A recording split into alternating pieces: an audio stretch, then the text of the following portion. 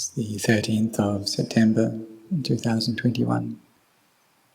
I've just been sincerely chanting the recollection of the Buddha, the Dhamma, the Sangha, and we've been cultivating a heart of metta, of loving kindness towards all beings, wishing may I be happy and may all beings be happy. So by doing this, we are developing metta, bhavana, panya, vimutti, finding freedom from suffering, finding liberation through the qualities of metta, panya, of loving kindness and wisdom. So metta is one of the four Brahma Viharas. We have the divine abidings of metta, loving kindness, karuna, compassion, mudita, sympathetic joy, and upekkha, equanimity. And so when we cultivate metta, this kindness, we wish, may I have happiness, and may others have happiness as well. And karuna, this compassion, is the wish that may I be free from suffering, and may all beings be free from suffering. And mudita, this sympathetic joy, is having a heart that finds gladness in the goodness of others and ourselves as well.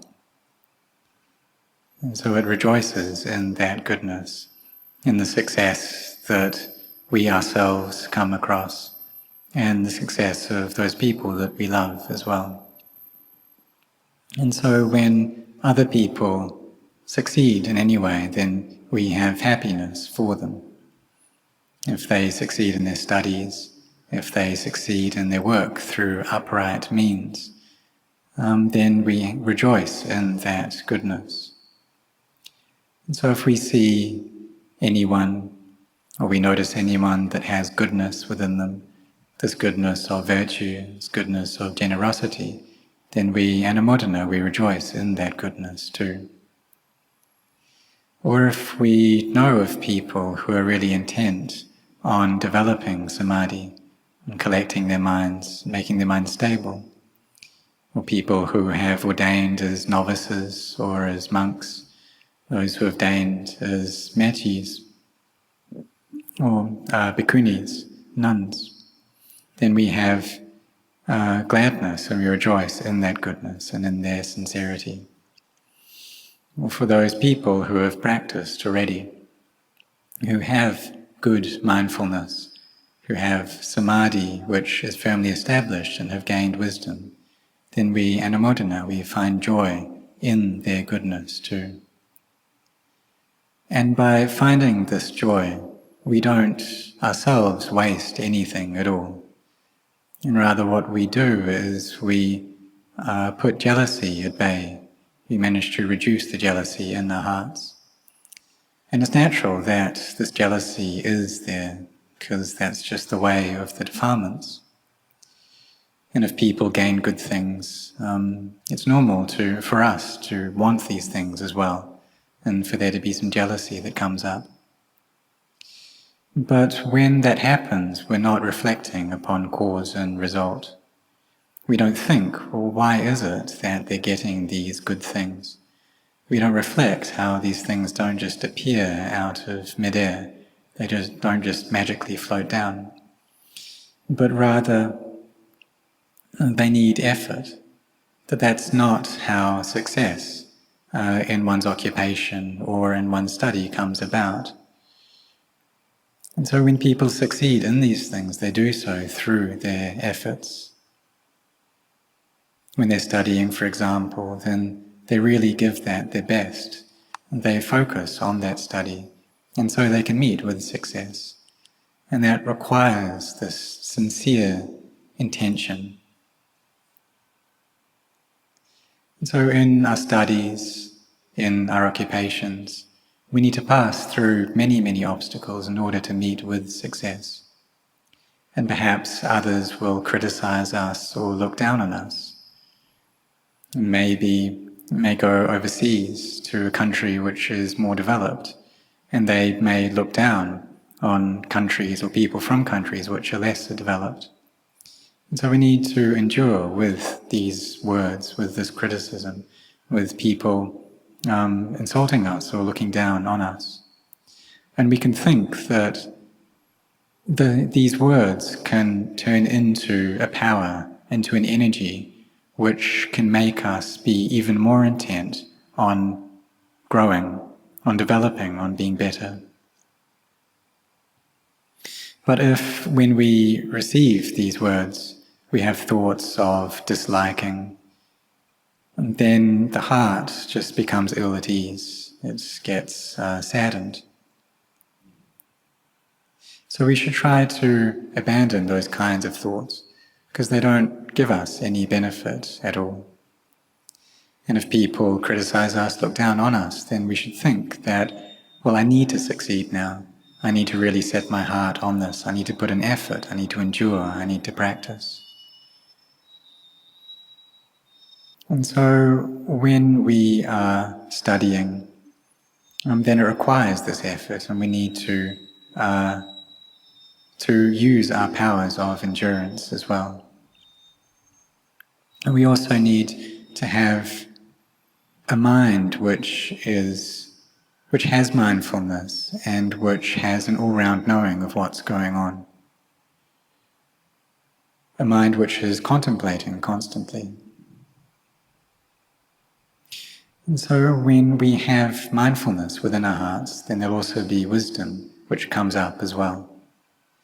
And then we can think, well, how can we do this job to the best of our ability? How are we able to fix things, to improve things? So these are the qualities of focus in what we're doing, and this analysis over what we're doing as well. These qualities of citta and vimamsa. And these help us to develop both in terms of Dhamma and also in our worldly occupations as well. And these are the qualities which lead to success. So when we have hearts which have the qualities of kindness, compassion, sympathetic joy, and equanimity, then when we live together and people find fault with one another, then we won't blame anyone. And this is upekkha coming up. But these days, it's often not like that. And these days, things are very much opposed to the Dhamma.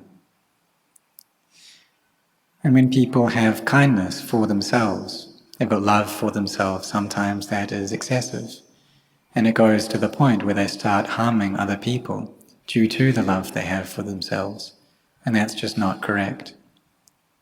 So the Buddha taught that we need to have kindness for both ourselves and for others as well. We need to love ourselves, but not in a way that makes us harm others, because that's just not right to be doing that. And so there's a comparison for metta. And it's like if there were 4 people who were caught, and the one who caught them said that he wanted to kill one of those people. Then someone, say with kindness, would be willing to sacrifice their lives. But one who was developing upekkha or had upekkha, this quality of equanimity, would think that I am just the same as other people, that we're no different in any way. In this mind of equanimity, it's not given into liking or disliking. And so it finds no difference between ourselves and others. But it's a very difficult quality to develop to this level. So when we receive any sense impressions, when we perceive a form or sounds or odours, tastes, tactile sensations, or whether there's a Dhamma, a ramana, a thought or an emotion which arises in the heart, so these things can happen in the present moment, but also sometimes there's recollection, there's the sanya that comes up over these experiences that we've had in the past as well. So perhaps we can remember the things that we experienced when we were just a small child, or when we got a bit older and we went off to study at school, or when we joined the workforce. And we recollect these sensory experiences that we had, and there may be a liking which occurs. And so this liking appears once again in the present moment. We may think about a movie that we've watched or music that we've listened to. And so the mind recollects these things and it feels at ease, it feels happiness. And so when we recollect these things, these adita aramanas, things that happened in the past, and then this is sanya appearing within the heart. Or perhaps we think about things that may occur in the future. So if this is to something that we don't like, then this aggravates the heart and makes it all stirred up. But this is, if it's a sensory experience that we've had in the past, this is memory coming up within the mind. And then we take possession over that experience and we understand that it's me. We attach to that in the present moment as being a self. And so these sense impressions that we had in the past, we take those as being me. The mind attaches to them, and perhaps disliking arises. And so there's this feeling of aggravation, of the heart being all stirred up, of being averse to that thing. And here is suffering arising within the hearts in the present moment. And isn't that how things are? But when we experience a sensory impression that we like or that we don't like, then that's merely what it is. It's just a sensory experience. And so if there's a sense impression which we like, then we know that. We know that in the present moment there's this liking, this attraction which has come up, and we have mindfulness over that. And so when the mind is given to liking, then we know that liking. If the mind dislikes something, if it experiences a sense impression that it has aversion to, then we know that as well. We have mindfulness with that. And if the mind goes and attaches to these things as being a self, liking, disliking arise, then we shouldn't worry about that. But we have mindfulness there, knowing that that's what's happened. Because right now we're still practicing. We're still walking this path. And even sotapannas, stream enterers, they still have this liking and disliking. Lady Visakha still cried. Anandapindika still felt sadness over his daughter's death because he thought that she had died without much mindfulness. That she had she had been very close to the Buddha, and just before her death, he asked her, "How are you feeling? Are you okay?" And she said, "I'm okay, little brother." And so he thought that she had gone crazy, and that her death was a bad one, she'd gone to a bad place. But the fact was that she was actually a sakatakami, that she was a once returner, and she had attained to a level of Dhamma, an awakening higher than that of her fathers. And so that's why she called him little brother. And so Aryas, these noble beings, still have liking and disliking. This is something that is normal within their hearts as well. And so when this liking and disliking comes up, then we look at that, we observe it. We have mindfulness there over those feelings of attraction, of aversion, seeing that these are just one kind of Dhamma, one kind of quality that has arisen. And the things that don't stay, the things that don't endure, they're anatta, they're not self. And they've arisen due to causes. So if this mind doesn't have knowledge, if it doesn't know the truth, then it will attach to all of these things as being, an individual, a self, or another.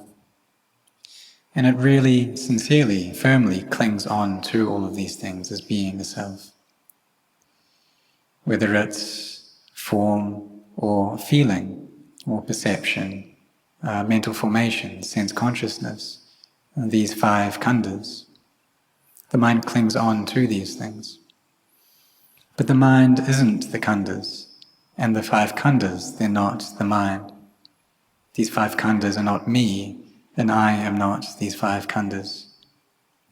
The 5 khandhas, they're just qualities, or they're just these phenomena, whether they are physical or mental phenomena. But it's the delusion in the heart that makes us cling to these khandhas as being me, and this is the cause for suffering to arise. So therefore, suffering comes up because we attach.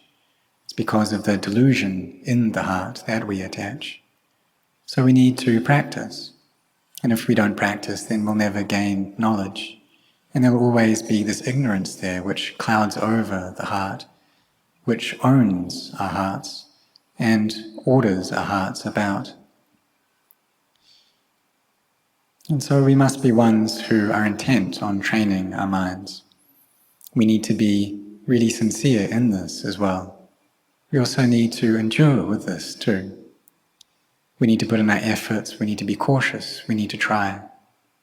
Because the present day and age, the world in this day, it's so fast. And these sense impressions, they come to us so quickly. There may be something that's happened in a different hemisphere, but we can instantly know that news. And it's not like how things were in previous times. In times gone by, things were much slower. We needed to send news via letter. And so the sense impressions, they arrived at us, to us, much more slowly. And so that was 50 years ago. But in the 50 years that have passed by, things have become so much quicker. And this communication now, it just doesn't take any time, it's instant. So therefore, these sense impressions, they arrive so quickly. And whether it's a sense impression that we like or one that we dislike, it can instantly arrive at us. And so this news comes towards us so fast. And if we have a lot of interest in that news, then we won't be able to find any peace in our hearts.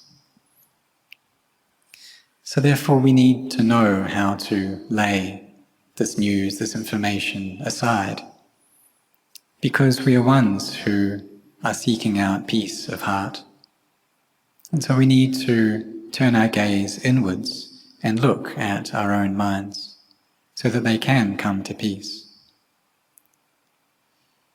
Because all of the lights, the bright lights, the sounds, the things of this world, they're all hot, and they make our minds hot. They don't make them peaceful at all. And they just make our minds get distracted and become delighted in these things. And they can also make our minds sad as well.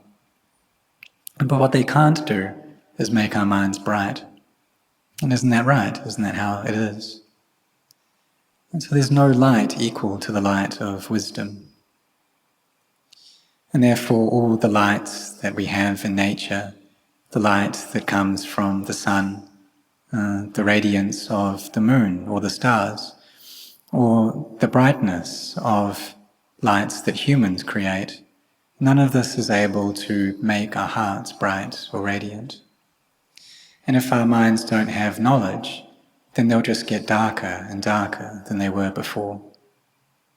So we need to train these minds.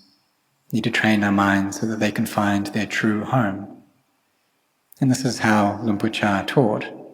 He asked us, where is our real home? Do we have it yet? Have we found it yet? Our physical homes, they may be very big and grand. They may be small, they may be mansions of millionaires, but these are just there for our physical bodies. What about our hearts, though? And do our hearts need a home as well? And have we found that? And if they don't have a house, then there'll always be suffering. So we need to build up goodness, and our hearts need this goodness, these qualities of generosity, of virtue, and of mental cultivation, of sila, Dhamma. So there needs to be the sila, there, this virtue, and there also needs to be Dhamma as well. So both sila and Dhamma. So the sila, it's the precepts that we take, which are things that we refrain from doing. And then the Dhamma is that which we need to cultivate and develop. So when we have kindness and compassion, sympathetic joy and equanimity, then it makes looking after our precepts easier. It's not something that's difficult to do at all. Because we have kindness for ourselves, and we don't wish to harm anyone else either. So in building our true home, well, we all know what our external home is like, and we all know how we need that for our bodies. But we also need a home for our hearts as well. And this real home, it's something that's very deep. So that's what Luang Por Chah taught us to do, to build this real home. And so we need to build up goodness, the goodness of generosity, of virtue, of meditation. And so may all of you be sincere in your occupations. May you be firm in those, have effort, so you meet with success. And those children who are still studying, then study well. And also try to play computer games, video games very little, but rather put your efforts on studying. So you can maybe play these games 5% and be studying 95%. And then when you go off to work, then set your hearts on that and work well, so that you can meet with success. But even when we meet with success, then we'll know that these things that we've gained, they're not a genuine home.